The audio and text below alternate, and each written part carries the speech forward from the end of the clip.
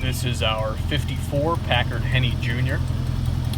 So this video will cover a few different things. First off, there will be a very slow-paced walk-around of the car. Following that, there will be a second walk-around where I'll show close-ups of all the cosmetic blemishes.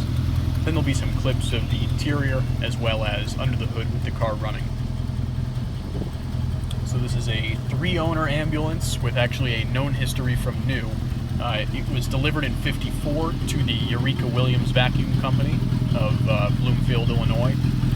They were a big enough company that they had a medical facility on campus, so it was their ambulance for the first 10 years of its life. One of the guys at Eureka was friends with a Leroy, Illinois firefighter, so in '65, Eureka sold it to the Leroy Fire Department for $1. It remained with the fire department for 20 years, 65 to 85, when they sold it to a local gentleman. They had just listed it in the local paper for $2,500, and he kept it from '85 all the way until 2019 when we purchased it. So we were actually able to get the full history from the 80-year-old Leroy Fire Department chief, which was pretty cool, so he included some good stories with it. So look in the listing for a little bit of those. Since getting the car, we've gone through it, given a bit of a mechanical refresh. We drained the fuel. We bled the brake system, though the brakes could still need some attention. We rebuilt the fuel pump, and then we put just a couple miles on it. The brakes are, not great at the moment, so we've been doing very little for mileage, but it runs very, very well. Nice and smooth, showing what sewing machine like. Body is quite good. It was originally this, neon green, and the fire department in the '60s painted it red. Has not been resprayed since, so it's a little bit faded. You can tell it's a little light, but it's all even. It's got plenty of character.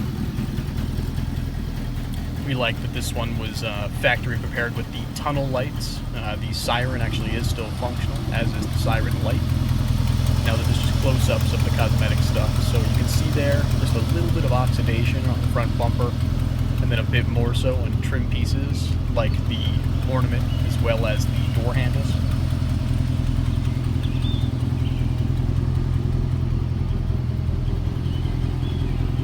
Just showing close-up, you can see, wherever there's chips and scratches, that bright green paint is visible underneath.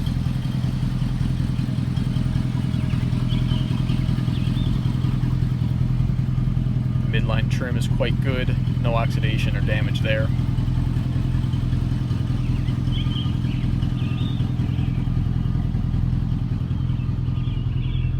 You can see quite a bit of chipping, fading there along that one quarter line.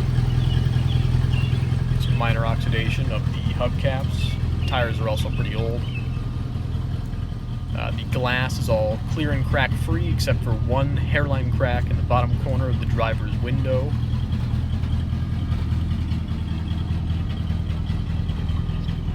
Doors open and close really, really nice and smooth.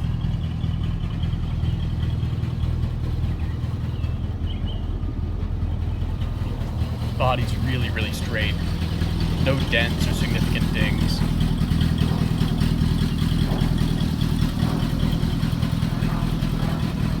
Car's been well stored over the years. The previous owner had it for about 34, 35 years. Always kept it in his garage.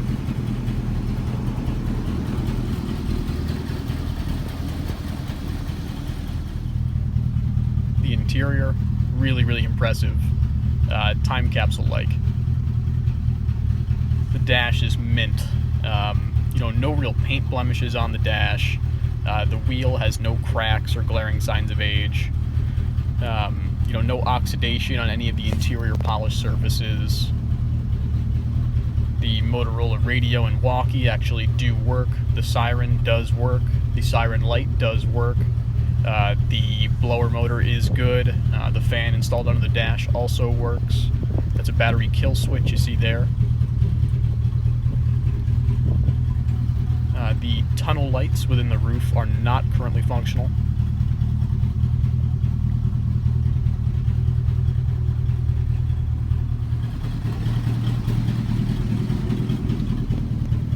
You look at the seat. Minor signs of age.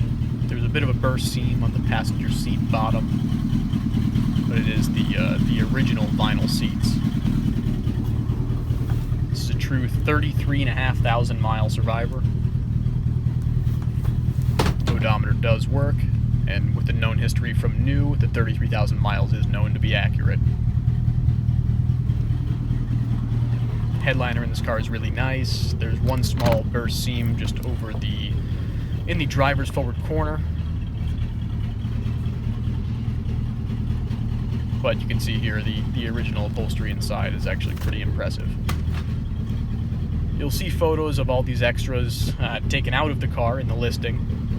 We just packed it in there for the sake of storage, but there's a bunch of old firefighting equipment